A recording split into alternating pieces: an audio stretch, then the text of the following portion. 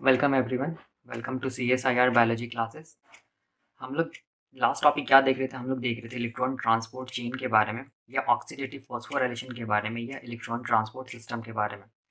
तो उसमें हम लोगों ने क्या देखा था? उसमें हम लोगों ने ये देखा था कि जो भी रिड्यूस्ड NADH2 और FADH2 जो बन रहा है, चाहे वो ग्लाइकोलाइसिस के टाइम पे बने, चाहे वो लिंक रिएक्शन के टाइम पे बने, चाहे वो क्रेब्स साइकिल के टाइम पे बने, ये सब सारा का सारा रिड्यूस NADH2 और FADH2 अनस्टेबल है, मतलब इसके पास इलेक्ट्रॉन्स है। ठीक है, तो वो क्या करेगा? इलेक्ट्रॉन अपने इलेक्ट्रॉन्स को क्या करेगा? हम लोग बोलेंगे इलेक्ट्रॉन ट्रांसपोर्ट चेन में डोनेट कर देगा, या हम लोग बोलेंगे ट्रांसफर कर देगा, ताकि हम लोग बोलेंगे क्या हो सके? इलेक्ट्रॉन ट्रांसपोर्ट हो सके, और हम लोग बोलेंगे ऑक्सीडेटिव फॉस्फोराइलेशन हो सके, मतलब ATP बन सके। ठीक है, तो लास्ट लेक्चर में हम लोगों ने देखा था कि जो इलेक्ट्रॉन ट्रांसपोर्ट चेन जो होता है, उसका जितना भी कंपोनेंट्स होता है, वो सारा का सारा कंपोनेंट्स कहाँ प्रेजेंट होता है? Inner membrane of the mitochondria में प्रेजेंट होता है। कैसे? हम लोग बोलेंगे कॉम्प्लेक्स 1 के फॉर्म में, कॉम्प्लेक्स 2 के फॉर्म में, कॉम्प्लेक्स 3 एंड कॉम्प्लेक्स 4 के फॉर्म में। इसमें से जो कॉम्प्लेक्स 2 जो होता है, इसको हम लोग बोलते हैं एंजाइम ऑफ क्रेब्स साइकिल, जिसका नाम क्या चीज़ है? Succinic dehydrogenase. हम लोगों ने देखा था। तो डायग्राम से कैसे समझेंगे? तो हम लोग ये जानते हैं कि मान लो ये क्या चीज़ है? माइटोकॉन्ड्रिया है। ठीक है, ये क्या चीज़ है? माइटोकॉन्ड्रिया है, कॉन्ड्रिया। और ये माइटोकॉन्ड्रिया का आउटर मेम्ब्रेन है। ओ मतलब आउटर मेम्ब्रेन, ये वाला क्या है? Inner membrane. और ये क्या चीज़ है? आउटर और इनर मेम्ब्रेन के बीच में इंटर माइटोकॉन्ड्रियल स्पेस है।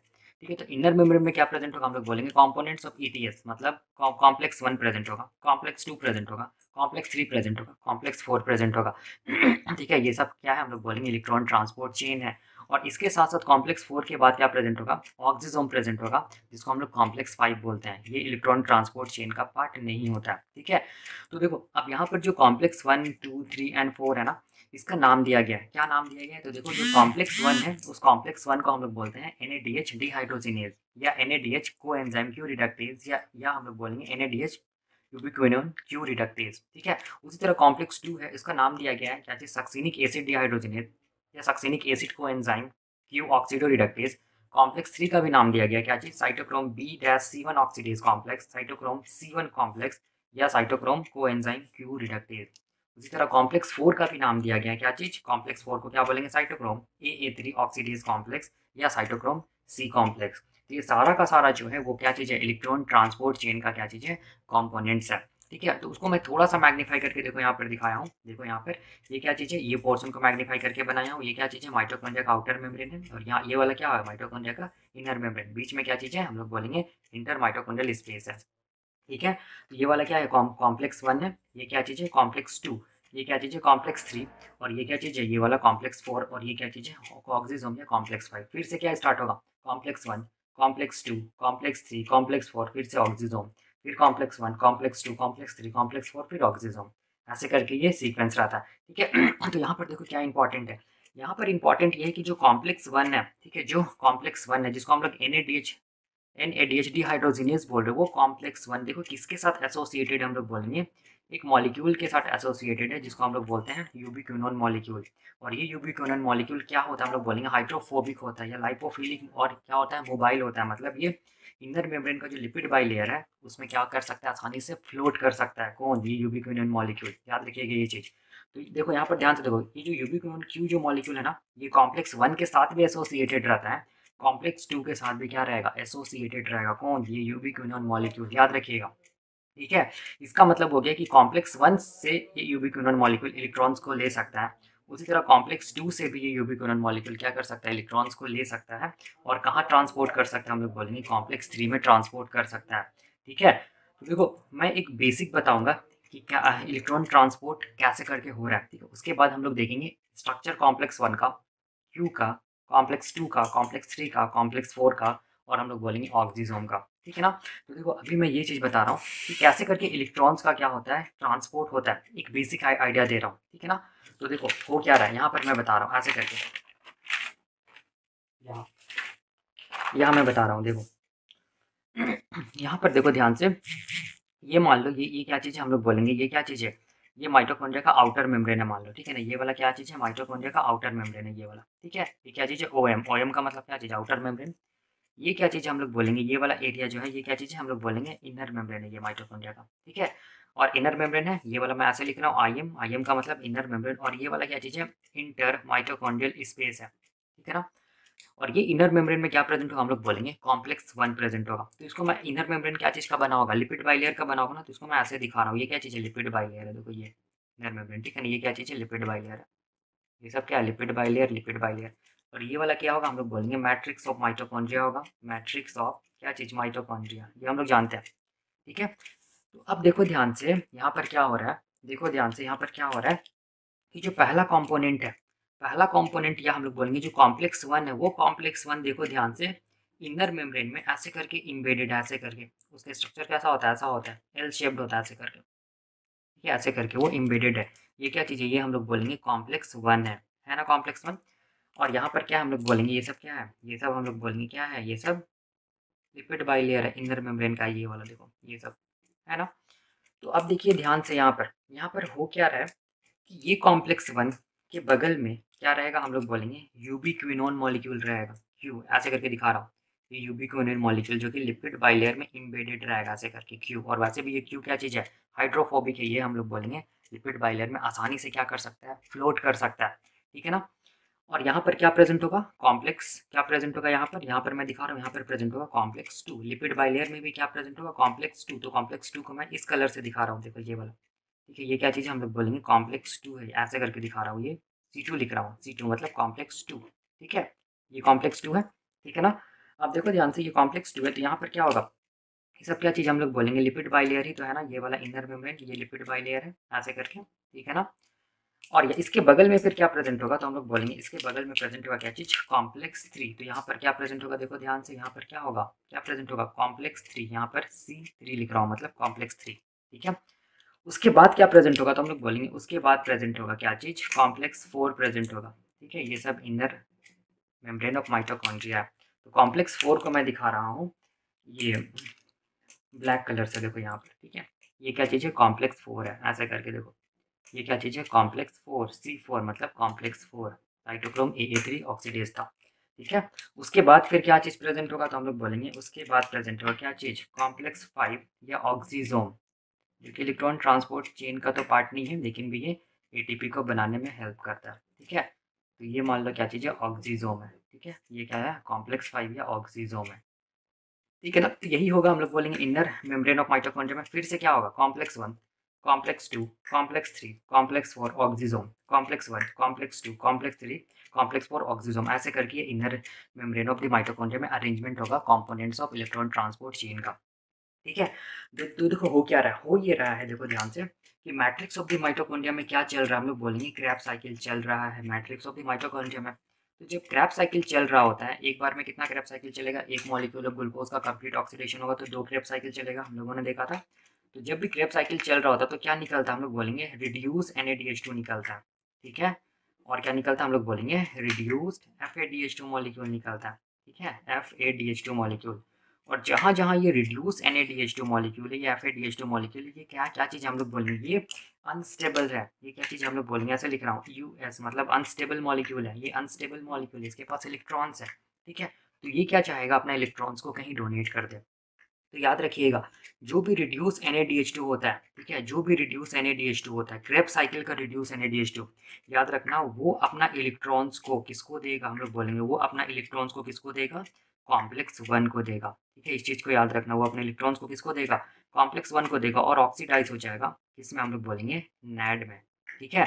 यहाँ पर क्या हुआ, रिड्यूस NADH2 अपने इलेक्ट्रॉन्स को किसको दे दिया, कॉम्प्लेक्स 1 को, और फिर से किस में ऑक्सीडाइज हो गया, NAD में, ठीक है। फिर से क्रेब साइकिल चलेगा तो फिर से ये क्या होगा, इलेक्ट्रॉन्स को लेगा, फिर से ये रिड्यूस हो जाएगा और ये साइकिल चलता रहेगा, ठीक है।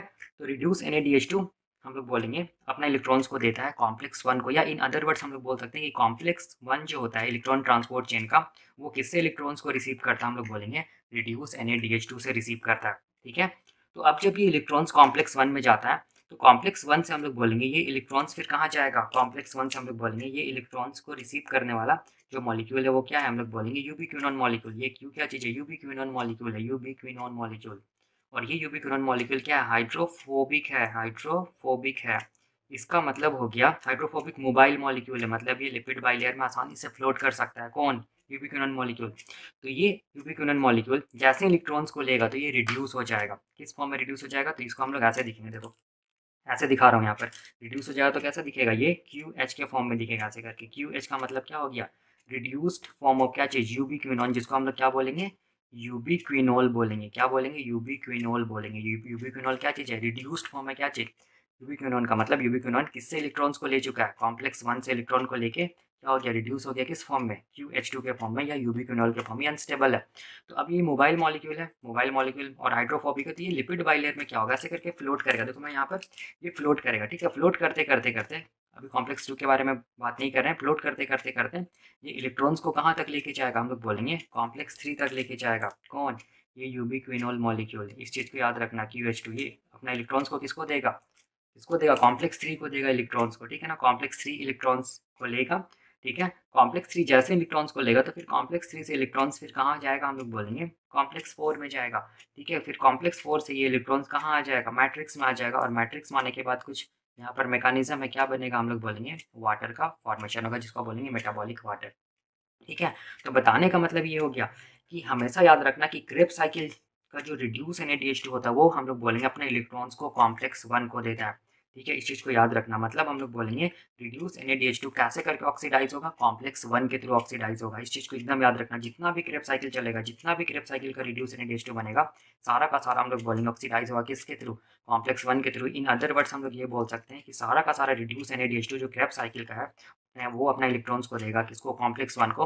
फिर वहाँ से कॉम्प्लेक्स 1 से वो इलेक्ट्रॉन्स कहाँ जाएगा, यूबिक्विनोन मॉलिक्यूल में। यूबिक्विनोन मॉलिक्यूल क्या होगा, जैसे ही इलेक्ट्रॉन्स को गेन करेगा तो ये क्या हो जाएगा, रिड्यूस हो जाएगा, gain of electron is known as reduction, ठीक है। तो ये रिड्यूस फॉर्म को हम लोग क्या बोलेंगे, QH2 बोलेंगे या यूबिक्विनोल बोलेंगे। अब ये यूबिक्विनोल क्या होगा, हम लोग बोलेंगे लिपिड बाइलेयर में फ्लोट करेगा, फ्लोट करेगा कहाँ तक पहुँचेगा, कॉम्प्लेक्स 3 तक पहुँचेगा, और ये इलेक्ट्रॉन्स को कॉम्प्लेक्स 3 में दे देगा। अब जैसे ही कॉम्प्लेक्स 3 में जाएगा इलेक्ट्रॉन्स, तो यहाँ पर इलेक्ट्रॉन्स का एक पर्टिकुलर मूवमेंट ऐसे करके होगा, क्यू जैसा मूवमेंट होगा इलेक्ट्रॉन्स का ऐसे करके, ठीक है। इलेक्ट्रॉन्स का मूवमेंट होगा क्यू मैनर में, जिसको हम लोग क्या बोलेंगे, क्यू साइकिल बोलेंगे, ठीक है। क्यू साइकिल याद रखना कॉम्प्लेक्स 3 में चलता है। अब ये इलेक्ट्रॉन्स कॉम्प्लेक्स 3 से बाहर निकलेगा और कहाँ पहुंचेगा, कॉम्प्लेक्स 4 में। कॉम्प्लेक्स 4 में पहुंचने के बाद ये इलेक्ट्रॉन्स फिर मैट्रिक्स में आएगा, मैट्रिक्स में आकर यहाँ पर कुछ मैकेनिज्म होता है जिसके थ्रू क्या बनेगा, वाटर बनेगा, जिसको बोलेंगे मेटाबॉलिक वाटर, ठीक है। ये चीज़ समझ में आया। तो जब भी कभी क्रेब साइकिल का रिड्यूस NADH2 का बात होगा तो याद रखना वो ऑक्सीडाइज होगा कॉम्प्लेक्स 1 के थ्रू, मतलब वो अपने इलेक्ट्रॉन्स को देगा कॉम्प्लेक्स 1 को, ठीक है। अब देखो ध्यान से यहाँ पर क्या हो रहा है, यहाँ पर देखिए ध्यान से, ये देखो क्रेब साइकिल में क्या बना है, रिड्यूस FADH2 भी तो बना है ना, देखो रिड्यूस FADH2 भी तो बना है ना क्रेब साइकिल में, जितना भी क्रेब साइकिल चलेगा क्या क्या बनेगा, रिड्यूस FADH2 भी तो बना होगा ना। तो ये जो रिड्यूस FADH2 ना, ये अपना, ये भी क्या अनस्टेबल है, ये भी अनस्टेबल है, इसके पास भी इलेक्ट्रॉन्स है, तो ये अपने इलेक्ट्रॉन्स को किसको देगा, तो याद रखना ये अपना इलेक्ट्रॉन्स को किसको देगा, तो हम लोग बोलेंगे ये अपना इलेक्ट्रॉन्स को देगा किसको, कॉम्प्लेक्स 2 को देगा, ठीक है, कॉम्प्लेक्स 2 को देगा। और ये क्या किस में ऑक्सीडाइज हो जाएगा, हम लोग बोलेंगे फैड में ऑक्सीडाइज हो जाएगा, ठीक है। तो ये अपने इलेक्ट्रॉन्स को किसको दिया, कॉम्प्लेक्स 2 को दिया, ठीक है। मतलब बताने का मतलब जो रिड्यूस FADH2 होता है वो रिड्यूस FADH2 कॉम्प्लेक्स 2 को अपना इलेक्ट्रॉन्स देता है, ठीक है। क्यों देता है, क्योंकि हम लोग बोलेंगे कॉम्प्लेक्स 2 के पास रिड्यूस FADH2 को बाइंड करने वाला बाइंडिंग साइट होता है, क्योंकि किस तरफ फेस करता है, मैट्रिक्स ऑफ द माइटोकॉन्ड्रिया, इस तरफ क्या है, मैट्रिक्स ऑफ द माइटोकॉन्ड्रिया, ठीक है। तो रिड्यूस FADH2 कैसा ऑक्सीडाइज होगा, कॉम्प्लेक्स 2 के थ्रू ऑक्सीडाइज होगा, मतलब रिड्यूस FADH2 अपने इलेक्ट्रॉन्स को कॉम्प्लेक्स 2 को देगा और क्या हो जाएगा, ऑक्सीडाइज हो जाएगा किसमें, फैड में। फिर से क्रेब साइकिल चलेगा तो फिर से ये क्या होगा, रिड्यूस FADH2 में चेंज हो जाएगा, ठीक है, और ये साइकिल चलता चला जाएगा, ठीक है। जैसे ही इलेक्ट्रॉन्स देखो आया किसमें, कॉम्प्लेक्स 2 में, तो अब ये इलेक्ट्रॉन्स को कौन रिसीव करेगा, तो हम लोग बोलेंगे इस इलेक्ट्रॉन्स को देखो कौन रिसीव करेगा, कौन रिसीव करेगा, यूबिक्विनोन मॉलिक्यूल रिसीव करेगा, ठीक है। उस इलेक्ट्रॉन को कौन रिसीव किया, यूबिक्विनोन मॉलिक्यूल।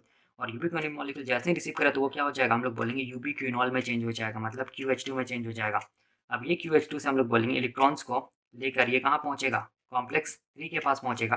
कॉम्प्लेक्स 3 में क्या चलेगा, क्यू साइकिल चलेगा, मतलब हम लोग बोलेंगे क्यू मैनर में इलेक्ट्रॉन्स का ट्रांसपोर्ट होगा। अब उससे इलेक्ट्रॉन्स बाहर निकल के फिर कॉम्प्लेक्स 4 में जाएगा, फिर कॉम्प्लेक्स 4 में जाने के बाद वो इलेक्ट्रॉन्स कहाँ आएगा, मैट्रिक्स में आएगा, मैट्रिक्स के बाद क्या बनेगा, मेटाबॉलिक वाटर बनेगा, ठीक है। तो यहाँ पर दो ही कॉन्सेप्ट बस है, क्या कॉन्सेप्ट है, एक रिड्यूस NADH2 ऑक्सीडाइज हुआ कॉम्प्लेक्स 1 के थ्रू, और जो रिड्यूस FADH2 है वो ऑक्सीडाइज हुआ किसके थ्रू, हम लोग बोलेंगे कॉम्प्लेक्स 2 के थ्रू, ठीक है। और जब भी कभी कॉम्प्लेक्स 2 के थ्रू रिड्यूस FADH2 ऑक्सीडाइज होगा तो फिर वो इलेक्ट्रॉन्स को कॉम्प्लेक्स 2 से वो इलेक्ट्रॉन्स कहाँ जाएगा, यूबिक्विनोन में, यूबिक्विनोन इसमें चेंज हो जाएगा, जैसे गेनो पे इलेक्ट्रॉन करेगा यूबिक्विनोन मॉलिक्यूल तो वो यूबिक्विनोल में चेंज हो जाएगा QH2 में। अब ये मोबाइल हाइड्रोफोबिक मॉलिक्यूल ये आसानी से लिपिड में क्या होगा, मतलब फ्लोट कर सकता है, तो ये हम लोग बोलेंगे इलेक्ट्रॉन्स को लेके कहाँ पहुँचेगा, कॉम्प्लेक्स 3 में। कॉम्प्लेक्स 3 में क्यू साइकिल चलेगा, क्यू साइकिल चलने के बाद कॉम्प्लेक्स 4 में जाएगा इलेक्ट्रॉन्स, फिर इलेक्ट्रॉन्स मैट्रिक्स में आएगा, मैट्रिक्स में आके कुछ मैकेनिज्म है जिसके थ्रू वाटर का फॉर्मेशन होगा, इसको दिमाग में रखना है, ठीक है। तो अब देखो यहाँ पर क्या हो रहा है ना, बताने का मतलब क्या हो गया कि रिड्यूस NADH2 ऑक्सीडाइज हो रहा है कॉम्प्लेक्स 1 के थ्रू और रिड्यूस FADH2 ऑक्सीडाइज हो रहा है कॉम्प्लेक्स 2 के थ्रू। ठीक है, ये तो था रिड्यूस NADH2 एंड FADH2 जो मैट्रिक्स ऑफ द माइटोकॉन्ड्रिया में बना था, या हम लोग बोलेंगे क्रेब्स साइकिल जहाँ चला था, तब जो रिड्यूस NADH2 FADH2 निकला था तब का बात है। ठीक है, लेकिन अगर हम लोग बोलेंगे ग्लाइकोलाइसिस का, अगर हम लोग बोलेंगे तो ग्लाइकोलाइसिस कहाँ हुआ था, तो हम लोग बोलेंगे ग्लाइकोलाइसिस हुआ था कहाँ पर, साइटोप्लाज्म में। तो अगर ये माइटोकॉन्ड्रिया तो बाहर क्या हुआ, बाहर क्या चीज़ हम लोग बोलेंगे साइटोप्लाज्म है सेल का। ठीक है, और ये साइटोप्लाज्म में क्या होता है, ग्लाइकोलाइसिस हुआ था। ठीक है, ग्लाइकोलाइसिस हुआ था, और ये ग्लाइकोलाइसिस के टाइम पे क्या बना था हम लोग बोलेंगे, याद कीजिए, 2 मॉलिक्यूल ऑफ रिड्यूस NADH2 बना था, 2 मॉलिक्यूल ऑफ रिड्यूस NADH2 बना था। तो ग्लाइकोलाइसिस का जो रिड्यूस NADH2 है, याद रखना वो रिड्यूस NADH2 याद रखिएगा किससे ऑक्सीडाइज होगा, किसको अपना इलेक्ट्रॉन्स को देगा, कॉम्प्लेक्स 2 को अपना इलेक्ट्रॉन्स को देगा। इस चीज़ को याद रखना, और किसमें हम लोग बोलेंगे चेंज हो जाएगा, NAD में चेंज हो जाएगा। ठीक है, ठीक है, तो यहाँ पर मैं क्या बोल रहा हूँ कि ग्लाइकोलाइसिस के टाइम पे जो रिड्यूस NADH2 बनेगा वो अपना इलेक्ट्रॉन्स को किसको देगा, हम लोग बोलेंगे कॉम्प्लेक्स 2 को देगा। ठीक है, कॉम्प्लेक्स 2 इलेक्ट्रॉन्स को लिया ग्लाइकोलाइसिस वाला रिड्यूस NADH2 से, फिर कॉम्प्लेक्स 2 से इलेक्ट्रॉन्स कहाँ जाएगा, यूबिक्विनोन मॉलिक्यूल में, यूबिक्विनोन से फिर कहाँ, यूबिक्विनोन किसमें, ये हो जाएगा रिड्यूस यूबिक्विनोल में, यूबिक्विनोल फिर हाइड्रोफोबिक है, मोबाइल है, तो ये क्या होगा, ट्रांसपोर्ट होगा, कहाँ पहुँचेगा, इलेक्ट्रॉन्स को लेके कॉम्प्लेक्स 3 में। क्यू साइकिल चलेगा, मतलब क्यू मैनर में इलेक्ट्रॉन्स का फ्लो होगा, और उसके बाद हम लोग बोलेंगे वो इलेक्ट्रॉन्स कॉम्प्लेक्स 3 से निकल के कहाँ पहुँचेगा, कॉम्प्लेक्स 4, फिर अल्टीमेटली मैट्रिक्स में पहुँचेगा और क्या बनेगा, मेटाबॉलिक वाटर बनेगा। ठीक है, तो यहाँ पर बताने का मतलब ये हो गया कि जितना भी रिड्यूस NADH2 था, चाहे वो ग्लाइकोलाइसिस का था, चाहे वो क्रेब्स साइकिल का था, जितना भी रिड्यूस FADH2 था जो कि क्रेब्स साइकिल में बना था, वो सारा का सारा क्या होगा, ऑक्सीडाइज होगा, मतलब अपने इलेक्ट्रॉन्स को इलेक्ट्रॉन ट्रांसपोर्ट चेन में देगा, और अल्टीमेटली हम लोग बोलेंगे इलेक्ट्रॉन्स का फ्लो होगा और क्या बनेगा, मेटाबॉलिक वाटर बनेगा, और ATP भी बनेगा, अभी हम लोग देखेंगे। ये तो था एक बेसिक कॉन्सेप्ट। ठीक है, इस चीज़ को याद रखना है। तो जब भी मैं रिड्यूस NADH2 के बारे में बोलूँगा, जो क्रेब्स साइकिल का रिड्यूस NADH2, तो याद रखना वो अपने इलेक्ट्रॉन्स को कॉम्प्लेक्स 1 को देगा, और जो रिड्यूस FADH2 के बारे में जब भी मैं बात करूँगा तो वो किसके थ्रू ऑक्सीडाइज होगा, कॉम्प्लेक्स 2 के थ्रू, मतलब अपने इलेक्ट्रॉन्स को किसको देगा, कॉम्प्लेक्स 2 को देगा। ठीक है, और रिड्यूस NADH2 जो ग्लाइकोलाइसिस के टाइम पे बना था, वो अपना इलेक्ट्रॉन्स को किसको देगा, कॉम्प्लेक्स 2 को देगा। इस चीज़ को याद रखना है। ठीक है, तो अब देखिए, अब हम लोग क्या देखेंगे ना, कैसे करके रिड्यूस NADH2 से इलेक्ट्रॉन्स को कॉम्प्लेक्स 1 ले रहा है। ठीक है, तो इसको जानने से पहले हम लोग बोलेंगे सबसे पहले क्या देखना होगा, ये कॉम्प्लेक्स 1 का स्ट्रक्चर देखना होगा। ठीक है, उसके बाद हम लोग देखेंगे यूबिक्विनोन के बारे में, इसका स्ट्रक्चर, उसके बाद कॉम्प्लेक्स 2 का स्ट्रक्चर, फिर कॉम्प्लेक्स C3 का स्ट्रक्चर, कैसे करके यहाँ क्यू साइकिल चलता है, फिर कॉम्प्लेक्स 4 का स्ट्रक्चर देखेंगे, फिर ऑक्सीजोम का स्ट्रक्चर देखेंगे, फिर हम लोगों को समझ में आ जाएगा ऑक्सीडेटिव फॉस्फोराइलेशन क्या होता है। ठीक है, तो अभी हम लोग क्या देखेंगे, कॉम्प्लेक्स 1 के स्ट्रक्चर। तो देखो कॉम्प्लेक्स 1 का अगर स्ट्रक्चर अगर हम लोग देखेंगे, तो देखो यहाँ पर मैंने लिखा है कॉम्प्लेक्स 1। ठीक है, कॉम्प्लेक्स 1 को हम लोग क्या बोलते हैं, कॉम्प्लेक्स 1 को हम लोग बोलते हैं क्या चीज़, NADH डिहाइड्रोजिनेज, या हम लोग क्या बोलेंगे, NADH को एंजाइम क्यू रिडक्टेज, या हम लोग क्या बोलेंगे, NADH यूबिक्विनोन क्यू रिडक्टेज। ठीक है, इस चीज़ को याद रखिएगा। तो अब देखो यहाँ पर हो क्या रहा है, यहाँ पर देखो मैं क्या कर रहा हूँ, ये जो डायग्राम है ना, ये जो कॉम्प्लेक्स 1 है, ठीक है, ये कॉम्प्लेक्स 1 जो है, ठीक है, जो इनर मेम्ब्रेन ऑफ माइटोकॉन्ड्रिया में, इसको मैग्नीफाई करके दिखा रहा हूँ। यहाँ पर देखो, यहाँ पर ये मैग्नीफाइड व्यू है।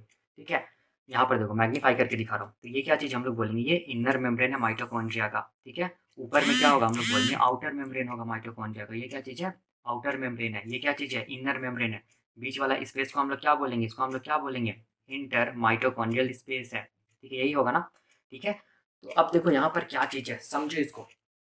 देखो अभी मैं केवल कॉम्प्लेक्स 1 के बारे में बता रहा हूँ। ठीक है, यहाँ पर क्या चीज़ है, ये वाला क्या चीज़ है, ये सब क्या चीज़ हम लोग बोलेंगे लिपिड बाइलेयर है, किसका, इनर मेम्ब्रेन का। तो ये जो कॉम्पोनेंट 1 कॉम्प्लेक्स 1 है, वो क्या चीज़ है, लिपिड बाइलेयर में ही तो प्रेजेंट है ना। तो ये क्या चीज़ है, लिपिड बाइलेयर है।